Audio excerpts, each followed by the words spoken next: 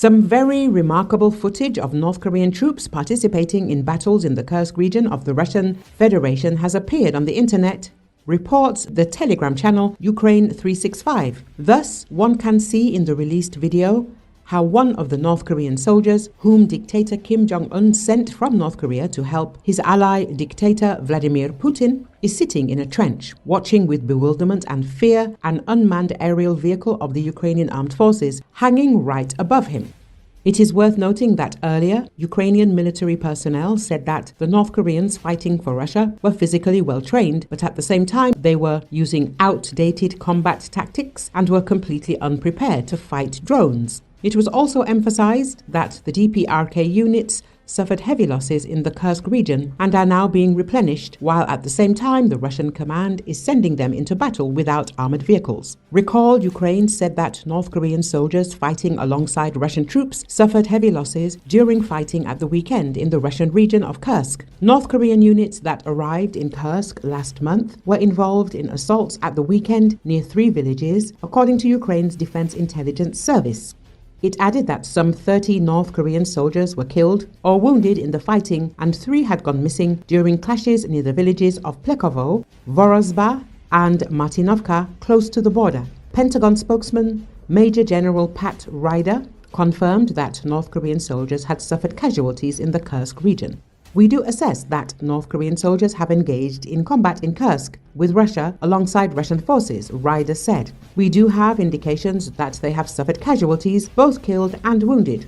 Ryder declined to provide specifics on the number of casualties, but said they have been integrated into Russian units and are primarily being used in an infantry role. They began actively fighting alongside Russia a little over a week ago, he said. As we've said all along, those forces are legitimate military targets for the Ukrainians, given that they are engaged in active combat ops, he added.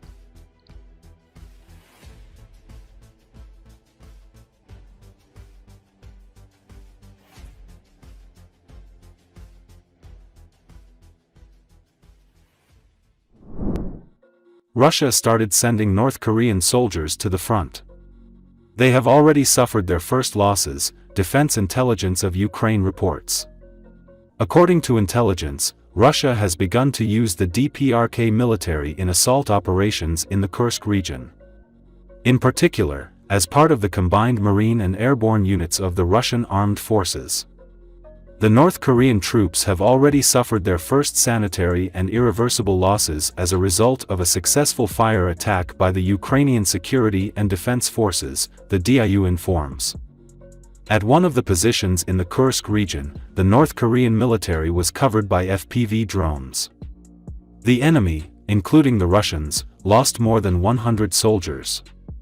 Estimated losses of units manned by Russian and North Korean personnel as of December 14, 2024, amount to about 200 soldiers, the intelligence summarized.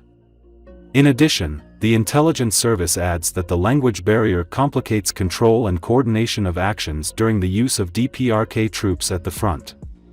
Because of the aforementioned problem, North Korean soldiers opened friendly fire on the vehicles of the Bakhmut battalion. The result was 8 Kadirovites killed, the GUR said. In addition, it is noted that a special counterintelligence regime has been introduced in the areas where North Korean soldiers are stationed, in order to allow Russian soldiers and officers into these areas. FSB agents check them and confiscate their phones and other devices. President Volodymyr Zelensky said in his address that Russia had begun using a significant number of North Korean soldiers in assaults. According to him, the Russians are including them in combined units and using them in operations so far only in the Kursk region. However, there is already information that the North Koreans will begin to be used in other areas of the front.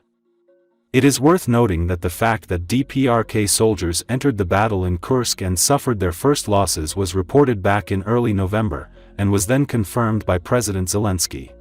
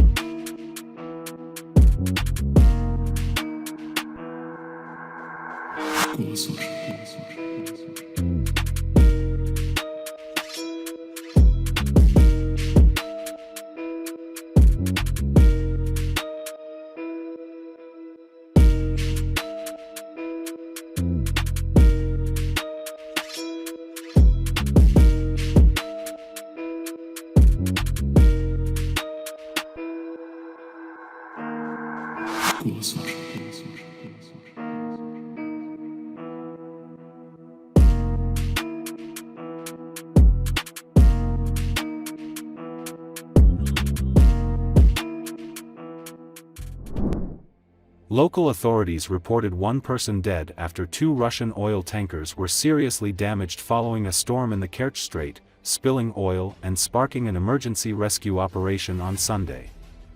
The Ministry of Emergency Situations increased its task force due to severe weather conditions. There were 200 specialists and about 40 units of equipment working on site. 12 crew members were evacuated from the first tanker with one fatality. Officials said all 14 sailors had been rescued from the second tanker. Together, the two ships were carrying almost 9,000 tons of mazut, a heavy, low-grade fuel oil, TASS reported. Russian officials confirmed the oil spill, but said that experts were still working to assess its full impact and extent. The Kerch Strait separates the Russian-occupied Crimean Peninsula from Russia and is an important global shipping route, providing passage from the Sea of Azov to the Black Sea. It has also been a key point of conflict between Russia and Ukraine after Moscow annexed the peninsula from Ukraine in 2014. In 2016, Ukraine took Moscow to the Permanent Court of Arbitration, where it accused Russia of trying to illegally seize control of the area. In 2021, Russia closed the strait for several months.